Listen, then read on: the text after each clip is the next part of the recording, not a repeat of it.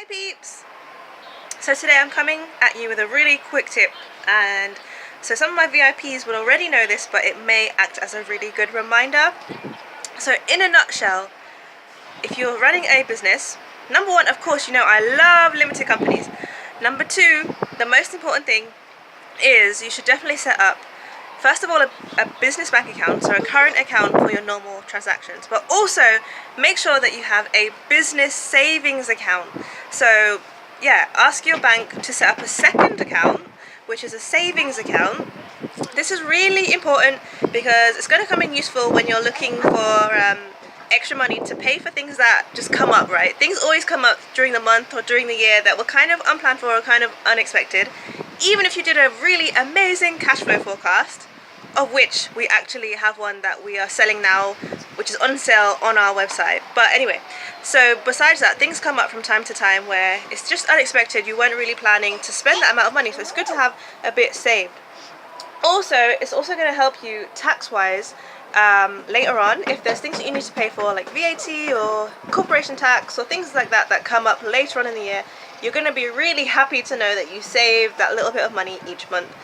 The other thing as well is when it comes to paying yourself or paying your staff or paying freelancers, anything like that, it's good to have a buffer amount, right? Like a buffer savings separate, so you know when it comes to paying, you always have that ready and available. So one of the things I did when I started one of my companies a couple of months ago, so it was a new company and we got a business current account, and then I thought, okay, I need a savings account as soon as possible, and all I did was I sent an email to my bank manager at Barclays. They were pretty awesome actually. So I just sent them a message. I said, oh, I really need a bank savings account to transfer in and out from my current account. What can you do to help me? And within about a week they set up a separate savings account. So that was all done within the space of like one email. Maybe you can do the same thing as well, or you can go in and speak to your bank, etc., and they might need some details about your company or the business that you're running. So yeah, definitely make sure you have a savings account. And so how much should you save? Next question. So the general rule of thumb that we normally say to our clients, so when I'm kind of consulting with people, is save 20%, at least 20% of the your income or your sales, how much you're making, right?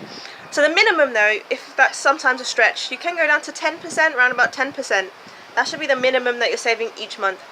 So minimum 10%, on average 20%. If you want to save even more, 40% of what you're making, 50% of what you're making, then by all means go all out, save it all, if that's what you want to do. But really, most people are investing to grow, so they're reinvesting the money they're making. Don't be afraid to do that if you're growing a startup, or if you're kind of bootstrapping, or you're planning to scale up. Yeah, so between 10 to 20% is fine each month.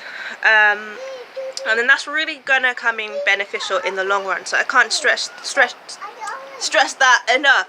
Get your savings account up and running. And I'll speak to you later. Remember to thumbs up and subscribe if you haven't already. Subscribe, join the community, the Tax Twerk community, and find out more about what it's all about when it comes to scaling to 6 figures, having a laptop lifestyle business, making money. And also, if you have any questions, if there's another tip that you want me to talk about, or if you have any questions about tax, accounting, laptop lifestyle, then just put it in the comments below and I will make sure to answer that in following videos. Thank you!